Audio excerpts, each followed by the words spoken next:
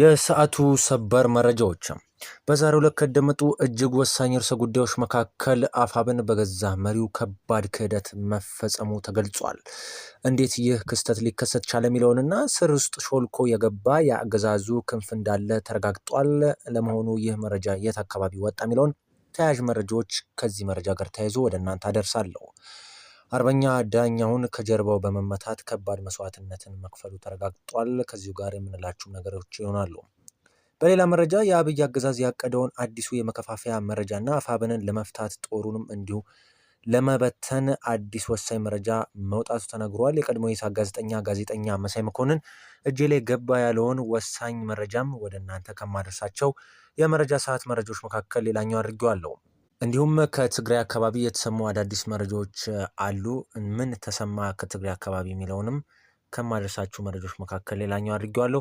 ውድ ተመልካቾች እነዚህን ጨምሮ በርካታ ሊደመጡና ወደ እናንተ ቢደርሱ ይጠቅማሉ ያልኳቸውን ሌሎች አጫጭርና ወቅታዊ መረጃዎችን ጨምሬ ለሚቀጥሉት ከ10 ደቂቃ በላይ ከኔ ጋር ስትቆዩ ወደ እናንተ የማድረስ ነው የሚሆነው።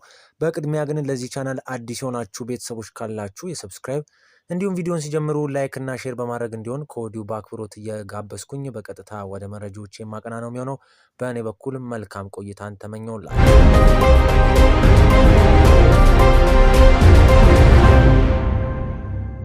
ሰላም ጤና ይስጥልኝ። በመላው ዓለም የምትገኙ ኢትዮጵያውያን እንደምን ሰምታችኋል? በመረጃ ሰዓት ተገናኝተናል። መረጃዎቹን ወደ እናንተ እያደረስኩ አብሬያችሁ የምቆየው ከሁሉ በእጅ መረጃ ቻናል ቀዳሚውን መረጃ ወደ እናንተ በማድረስ እኔ ሉል ነኝ። አብራችሁኝ ቆዩ። በአርሲ ዞን በተከሰተ አዲስ ጥቃት በሰውና ንብረት ላይ ጉዳት እየደረሰ መሆኑ ተገለጸ። መረጃው እንዳይወጣ የኔትወርክ አገልግሎትም አካባቢው ላይ መቋረጡን ለማረጋገጥ ችለናል። በአርሲ ዞን አሰኮ ወረዳ ከትናንት ጀምሮ ዳግም በተቀሰቀሰ ጥቃት በሰው ሕይወትና በንብረት ላይ ከፍተኛ ጉዳት እየደረሰ መሆኑን መረጃዎች ጠቁመዋል። ከአካባቢው የተገኙ መረጃዎች እንደሚያመለክቱትም ጥቃቱ ከተቀሰቀሰበት ካለፉት ጥቂት ቀናት ጀምሮ በአካባቢው የነበረው አንጻራዊ ሰላም መናጋቱ ታውቋል። በጥቃቱ ሳቢያ የሰዎች ሕይወት መጥፋቱንና በንብረት ላይም ከባድ ውድመት እየደረሰ መሆኑ የተረጋገጠ ቢሆንም በቁጥር የተደገፈ ሙሉ መረጃ ለማግኘት ግን አዳጋች መሆኑን ተገልጿል። ለዚህም ዋነኛ ምክንያት ከትናንት ምሽት ጀምሮ በአካባቢ ያለው የኔትወርክና የኮሚኒኬሽን አገልግሎት ሙሉ በሙሉ እንዲቋረጥ መደረጉ እንደሆነ ነው የተገለጸው። የኔትወርክ መቋረጡ ነዋሪዎች ያሉበትን አስቸጋሪ ሁኔታ ለቀሪው ማህበረሰብና ለሚዲያ ተቋማት እንዲያሳውቅ ትልቅ እንቅፋት ተደርጓል። ከዚህ በተጨማሪም የወረዳው ካድሬዎችና አመራሮች በየቀበሌው እየዞሩ የነዋሪዎችን የግል ስልኮች በመንጠቅና የተለያዩ ማስፈራሪያዎችን በመጠቀም በአካባቢው እየተፈጸመ ያለው ጥቃትና ወቅታዊ መረጃ ወደ ውጭ እንዳይወጣ ለማድረግ ከፍተኛ ጥረት እያደረጉ መሆኑ ተሰምቷል። በአሁኑ ወቅት በአሰኮ ወረዳ ያለው የጸጥታ ሁኔታ አሳሳቢ መሆኑ የተገለጸ ሲሆን በአካባቢው የተፈጠረው የደህንነት ስጋት ለመግታትና የመረጃ ነጻነትን ለማስከበር የሚመለከታቸው አካላት አስቸኳይ ጣልቃ ገብነት እንደሚያስፈልግ ነዋሪዎችና የሰብአዊ መብት ተሟጋቾች እየገለጹ እንደሚገኙ መረጃው ወጥቷል። በሌላ መረጃ ዶክተር ደሳለኝ ጫኔ ፓርላማ ቆይታቸውን ማጠናቀቃቸውን ተከትሎ ባስተላለፉት መልእክት ከፖለቲካው ዓለም ለመውጣት መወሰናቸውን ይፋ አደረጉ። ባለፉት 5 ዓመታት በሕዝብ ተወካዮች ምክር ቤት የሕዝብ ድምፅ በመሆን ሲያገለግሉ የቆዩት ዶክተር ደሳለኝ ጫኔ የፓርላማ አባልነታቸውን መጠናቀቁን ተከትሎ ከማንኛውም ቀጥተኛ የፖለቲካ እንቅስቃሴ ራሳቸውን ማግለላቸውን አስታውቋል። የባህር ዳር ከተማ መራጮችን ወክለው በምክር ቤቱ የቆዩት ዶክተር ደሳለኝ የሕዝብ አገልጋይነት ጉዟቸውን በኩራት ማጠናቀቃቸውን ገልጸዋል። ዶክተር ደሳለኝ ጫኔ በባለፉት 5 ዓመታት ማለትም ከ2014 ጀምሮ እስከ 2018 ዓ.ም በምክር ቤቱ ያሳለፉትን ቆይታ በይፋ ማጠናቀቃቸውን ተከትሎ ባስተላለፉት መልእክትም የህዝብ አደራን በመወጣታቸው የተሰማቸውን ክብር ገልጸዋል። ከፖለቲካ ህይወታቸው በፊት የነበረው የ10 ዓመታት የማህበረሰብ አገልግሎት በተለይም በጣና ሐይቅ እምቦጭ አረም ዙሪያ በአክቲቪስትነት ሲያከናውኑት የነበረው እንቅስቃሴን በማስታወስ የህዝብ ድምፅ መሆን መቻላቸውን ስለመጠቀሳቸው ነው መረጃዎች የጠቆሙትም። በዚህ ወቅት ለገጠማቸው ፈተናና ጫና ሁሉ ለፈጣሪ ምስጋና ያቀረቡት ዶክተር ደሳለኝ በተለይም ከ2 ዓመት ተኩል በፊት በነበረው እስራት ጊዜ ከጎናቸው የቆሙ ወገኖቻቸውን እና የባህር ዳር መራጮቻቸውን አመስግነዋል። በምክር ቤቱ የመጨረሻ ቀናት ከጠቅላይ ሚኒስትር አብይ አህመድ ጋር በነበራቸው ቆይታም ጠቅላይ ሚኒስትሩን አብረን እንስራ በማለት ጥሪ ማቅረባቸውንና በምክር ቤቱ እንዲቀጥሉ ፍላጎት ማሳየታቸውን ጠቅሰዋል። ይሁን እንጂ ዶክተር ደሳለኝ በአሁኑ ወቅት ውሳኔያቸው የተለየ መሆኑን ያስታወቁ ሲሆን ከዚህ የፓርላማ ተሳትፎ በኋላ ራሳቸውን ከማንኛውም ቀጥተኛ የፖለቲካ እንቅስቃሴ በአባልነትም ሆነ በደጋፊነት ማግለላቸውን ይፋ ማድረጋቸውን ነው መረጃዎች የጠቆሙትም። ውድ ተመልካቾች በሌላ ወሳኝ መረጃ ከደብረ ብርሃን ተነስቶ ወደ አንኮበር ቀጠና ደርፎ ቀበሌ ያመራውና ራሱን ጥምር ጦር ብሎ የሚጠራው የመከላከያና አድማ ብተና ሰራዊት የአፋብን ኃይሉን በሌሉበት የህዝብ ንብረት መዝረፉ ታውቋል። ሰራዊቱ ሰኔ 30 ቀን 2018 ዓ.ም በየቀበሌው በመግባት አርሶ አደሮችን ለክረምት ዝግጅት ያከማቹትን 10 ኩንታል የአፈር ማዳበሪያ እንዲሁም አቶ ኪዳኔ ከተባለ አርሶ አደር ቤት በመግባት 3 ጭነት ባቄላ ዘርፎ መውሰዱ ተረጋግጧል። በዚህ የዘረፋ ተግባር ላይ ለሆዳቸው ያደሩ የአካባቢው ሚሊሻዎችም የተሳተፉበት መሆኑ ተረጋግጧል።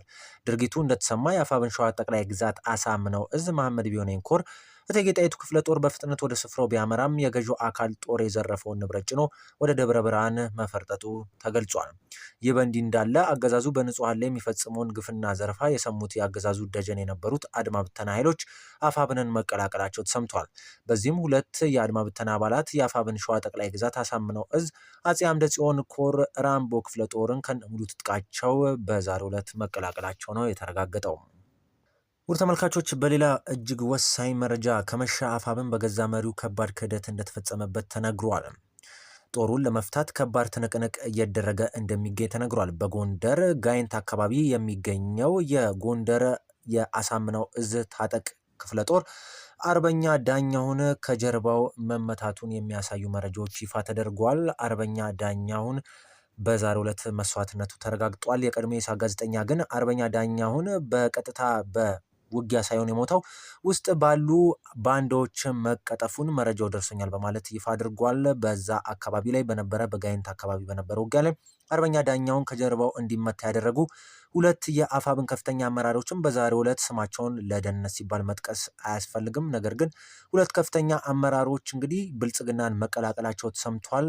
አርበኛ ዳኛውንን ከጀርባው በማስመታት እንግዲህ የጎንደር አካባቢን ጦሩን ለማስፈታት ያደረጉት ጥረት ባይሳካም ነገር ግን አርበኛ ዳኛሁን ከዚህ ዓለም በህይወት እንዲታጣ ማድረጋቸው ነው ለማረጋገጥ እየቻል ነው። እስካሁን ድረስ ባለው መረጃም ወደ አዲስ አበባ እንደተጓዙ ነው መረጃዎች እየጠቆሙ የሚገኙት። በአብይ አህመድ ከፍተኛ የውስጥ አርበኞችን የማነቃቃትና እንዲሁም በገንዘብ የመደለል ስትራቴጂው አሁንም እንዳልከሸፈ የሚያሳዩ መረጃዎች መሆናቸው ተረጋግጧል ማለት ነው። እስካሁን ድረስ በሸዋና እንዲሁም በጎንደር 7 የሚሆኑ የውስጥ አርበኛ ባንዳዎች በአብይ አህመድ ቁጥጥር ስር መሆናቸውን የሚያሳዩ መረጃዎች ይፋ ተደርጓል ማለት ነው። ከዚህ 7ቶቹ 4ቶቹ በአፋብኃ መቀነሻቸው ተረጋግጧል። 3ቱ ግን የሚሰሩትን ሰርተው ወደ አገዛዙ ቡድን መኮብለላቸው ነው የተገለጸው።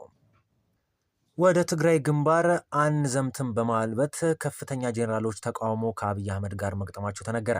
በሸበል በረንታ ወረዳ እንዲሁ የዶሃና መርገጫ አካባቢ የሚገኘውን የመከላከያ ሰራዊት ካምፕን እየመሩ የሚገኙት በኮሎኔል አሳምነው የሚመራው ጦር በትግራይ አካባቢ ትዘምታላችሁ በሚል ከበላይ አዛዥ መገለጹ ተነግሮናል። ነገር ግን ወደ ትግራይ አካባቢ አንዘምትም በማለት እንግዲህ አፋብኃን መቀላቀላቸው ነው የተገለጸው።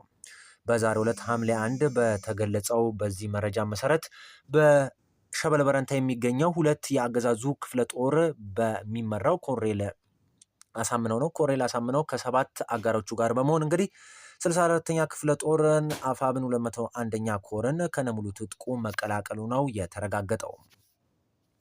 ውድ ተመልካቾች አሁን ደግሞ ከባህር ማዶ ወዳገኘናቸው እጅግ ወሳኝ መረጃዎች የማቀና ነው የሚሆነው። በጸረ ስደተኞች ጥቃት ሳቢያ የደቡብ አፍሪካ ኩባንያዎች እንዲታገዱ ተጠየቀ። በደቡብ አፍሪካ በስደተኞች ላይ እየተፈጸመ ያለውን የአፍሮፎሚያ ወይም የጸረ አፍሪካውያን ስደት ጥቃትና እንግልት ተከትሎ የዩጋንዳ የፓርላማ አባል ጆን ሙሴላ ዜጎቻቸውን በሀገሪቱ የሚንቀሳቀሱ የደቡብ አፍሪካ ኩባንያዎች ባይኮት እንዲያግዱ ማለት ነው ጥሪ አቅርበዋል። የፓርላማ አባሉ በተለይም እንደ ኤምቲኤን እና ስታንቢክ ዘገባዎች ከሆኑ እንዲሁም የታወቁ የደቡብ አፍሪካ ግዙፍ ተቋማት ላይ ማህበረሰቡ አገልግሎታቸውን ባለመጠቀም ተጽዕኖ እንዲያሳድር ቀስቅሷል። በደቡብ አፍሪካ እየተባባሰ የመጣውን የጸጥታ ስጋት ተከትሎም የዩጋንዳ፣ ጋና፣ ናይጄሪያ እና ኬንያን ጨምሮ በርካታ የአፍሪካ ሀገራት ዜጎቻቸውን በፈቃደኝነት ወደ ሀገራቸው መመለስ መጀመራቸው ነው የተረጋገጠው። ውድ የሁሉ በእጅ መረጃ ቻናል ተከታታዮች ለሰዓቱ ያጠናቀርናቸው መረጃዎች እነዚህን ይመስሉ ነበረ። ወደ በኋላ ላይ በአዳዲስ ወቅታዊና ፈጣን መረጃዎች ዳግም እንደምንገናኝ ቃል እየገባው የሰዓቱን መረጃ እዚህ ላይ ፈጸምኩኝ። ቪዲዮ ከተመቻችሁ እንደተለመደው ላይክ፣ ሼር እንዲሁም ማንኛውንም ሀሳብ አስተያየታችሁን ኮሜንት ሴክሽን ላይ ጻፉልኝ። ለዚህ ቻናል አዲስ የሆናችሁ ቤተሰቦች ካላችሁ ደግሞ ሰብስክራይብ በማድረግ ቤተሰብ እንድትሆኑ በድጋሚ በአክብሮት ጠየኩኝ። ሀገራችን በህዝቦቿ ጥረት ታፍራና ተከብራ ለዘላለም ትኑር። መልካም ጊዜም በእኔ በኩል ተመኘውላችሁ። ብሩህ ቀን